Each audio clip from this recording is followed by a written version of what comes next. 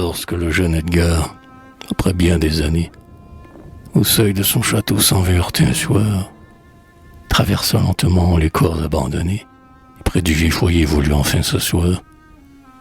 Il vit avec douleur au manoir de ses pères les créneaux sans soldats et les murs délabrés, et sentit en marchant se dresser les vipères que cachaient sous ses pas la ronce des degrés.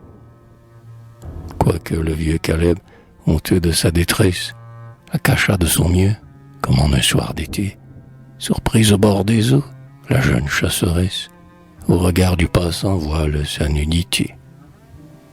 Edgar vit bien au front de ses tours inclinées ce sillon que le temps avait fait si profond, et sentit d'un seul coup tout le poids des années retomber sur son cœur et bondir jusqu'au fond. Pourtant c'était la loi. Dieu veut que sur sa trace, sans pitié ni remords, comme un vieux meurtrier, le temps entraîne tout. Le peuple après la race, l'arbuste après la fleur, l'œuvre après l'ouvrier.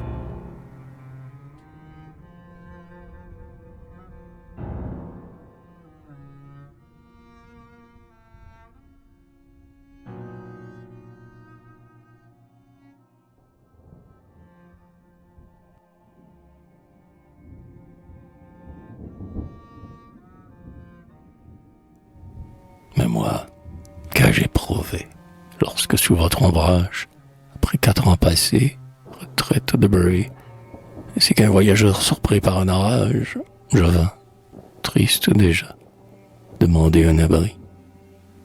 Enfin, durant l'hiver, pour égayer nos veilles, on nous a tous conté que, dans cet heureux temps, que Perrault peuplé de naïves merveilles, une belle princesse avait dormi 100 ans. Et lorsque la vertu de quelque anneau magique eut enfin secoué cet étrange sommeil, après ce siècle entier d'un repos léthargique, elle sortit du bois jaune et le teint vermeil. Ah, moi j'ai cru renaître ces jours de féerie, comme elle, dans son réveil, voyant mon retour, la demeure aussi neuve et l'herbe aussi fleurie, et l'ombrage aussi frais des arbres d'alentour. Le temps, ces vieux faucheurs, qui renverse et qui passe, semblait avoir pour moi fixé ses pas errants, comme si dans ce coin oublié de l'espace, quelque autre Josué l'eût arrêté 4 ans.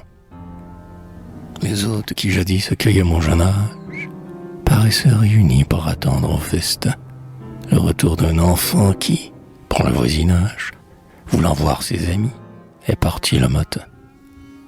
Ils avaient parcouru cette vie escarpée, exempt des noirs chagrins s'y prend l'assaillir, et, en sa voie étroite et de ravins coupés, marcher sans se lasser et vécu sans vieillir.